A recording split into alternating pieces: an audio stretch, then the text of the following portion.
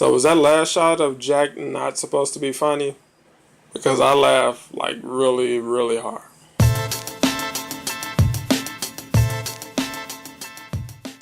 What's up guys, it's Two Cool Reviews and I just recently saw The Shining for the first time. The Shining is directed by Stanley Kubrick and it stars Jack Nicholson, Shelly, Duvall, and Lloyd, and is based on the Stephen King novel of the same name. And I'm sure most of you have heard of it by now. Everybody is familiar with it in some way or another.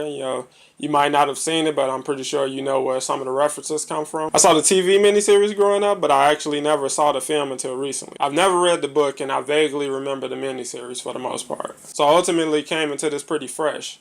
I pretty much knew the plot going in. You get a writer named Jack who gets a job as a caretaker at a Colorado hotel. He and his family go there to maintain the hotel during the wintertime until the spring comes back. And just after they get settled in, their son begins to have horrific visions of things that took place in the hotel, as well as Jack, who starts to descend into madness itself. Now there's really two schools of thought on this movie. You have one half where people feel like this is one of the most iconic classic movies ever made. This is one of Kubrick's greatest films. And then you have the other half where they think this is overrated beyond hell, is pretentious garbage, and Jack Nicholson's performance isn't as great as it's hyped up to be, nor is the movie. I kind of fall somewhere in the middle. Stanley Kubrick's direction and his cinematography and his vision for the film, they are legitimately iconic, and it really lives up to the expectation that you have going in. At least for me it did. The opening shots were amazing. I really liked the score going in. His vision and direction really helps the film hold up over time, and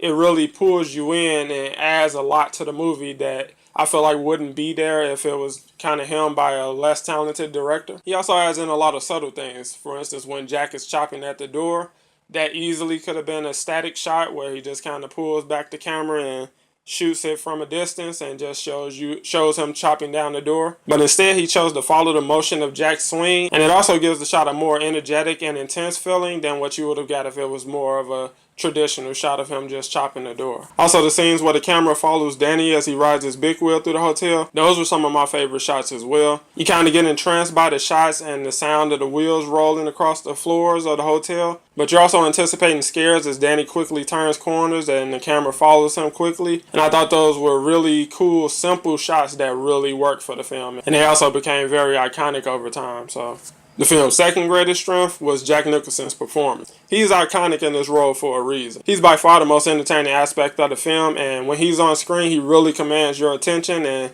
you really just kind of feel uneasy as the tension kind of builds over the course of the film. And even from the moment you meet him, you kind of just get the sense that someone just pressed start on a time bomb. You can tell he really had a lot of fun with the role and he really got into the character. It's fun to take a look at some of the behind the scenes clips. If you haven't checked those out, I suggest you look them up on YouTube or somewhere else on the web. But it's very interesting seeing him kind of pump himself up and get ready for each scene. And it really transfers well on camera, and you really can't help but get caught up in the performance as you watch it unfold. Now to get into some of the things that were good but not great. Lloyd does a great job in the role, but his performance comes across as pretty dry and disinterested in a lot of parts. I know that was the intention, but it really just kind of bores you as a viewer. The scenes where he's supposed to be entranced and kind of possessed by his imaginary friend, they all just kind of came across as just wooden and boring for me. At least for me. However, I really did enjoy how he outsmarted Jack towards the end once he tricks him, once he goes into the maze. I thought that was pretty clever, and I really thought that added a lot to the character, and that was pretty cool to see play out. And as for Wendy, I thought that she was sympathetic but kind of annoying for the most part. Once things start taking a turn for the worse, she just kind of seems hopelessly overwhelmed, and in some regards I get that, but I was just kind of waiting for her to kind of take control of the situation, get her emotions under control a little bit, and kind of, think her way out of the situation, kind of outsmart Jack a little bit herself.